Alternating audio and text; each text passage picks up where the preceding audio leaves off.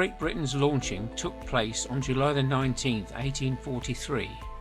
Following the launch ceremony, the builders had planned to have Great Britain towed to the Thames for her final fitting out. Unfortunately, the harbour authorities had failed to carry out the necessary modifications to their facilities in a timely manner. After being trapped in the harbour for more than a year, Great Britain was at last floated out in December 1844. The reverse of admission tickets has a copy of a passenger's contract from Liverpool to Melbourne, Australia, dated August 10th, 1869. The cost was 18 guineas. When launched in 1844, Great Britain was by far the largest vessel afloat. However, her protracted construction and high cost had left her owners in a difficult financial position, and they were forced out of business in 1846 after the ship was stranded by a navigational error. Sold for salvage and repaired, Great Britain carried thousands of immigrants to Australia until converted to sail in 1881. 3 years later, she was retired to the Falkland Islands, where she was used as a warehouse, quarantine ship and coal hulk until scuttled in 1937. In 1970, Great Britain was returned to the Bristol dry dock where she was built.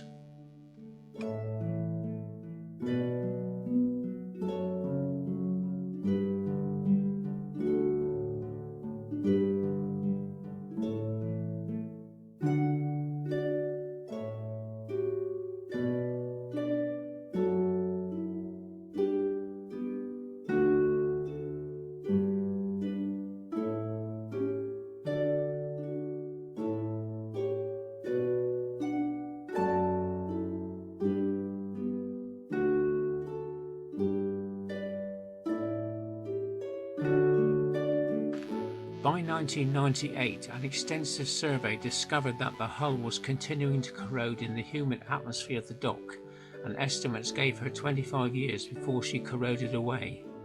Conservation work began, which culminated in the installation of a glass plate across the dry dock at the level of her waterline, with 2 dehumidifiers keeping the space beneath at 20% relative humidity, sufficiently dry to preserve the surviving material.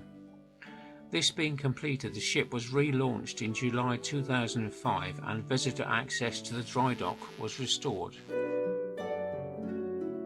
The replica of Great Britain's original 6-bladed propeller on the museum ship proved totally unsatisfactory in service and was quickly replaced with a 4-bladed model.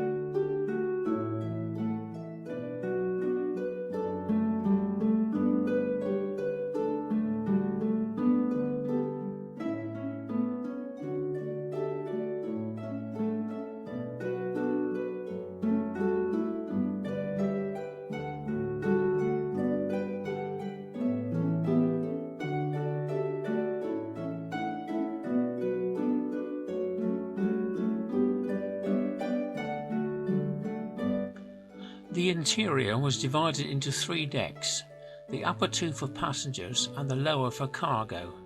The 2 passenger decks were divided into forward and aft compartments, separated by the engines and boilers amidships. In the after section of the ship, the upper passenger deck contained the after or principal saloon. On each side of the saloon were corridors leading to 22 individual passenger berths, arranged 2 deep, a total of 44 berths for the saloon as a whole.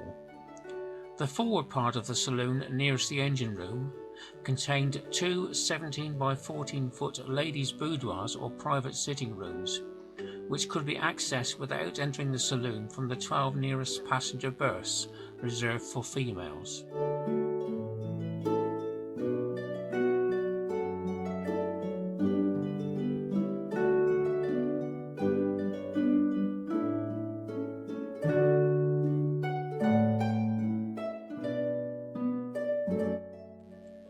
The opposite end of the saloon opened onto the stern windows.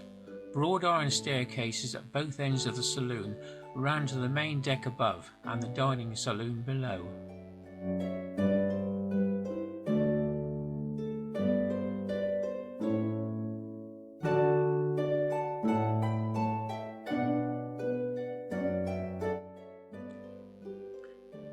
The overall finish of the passengers' quarters was unusually restrained for its time, a probable reflection of the proprietor's diminishing capital reserves.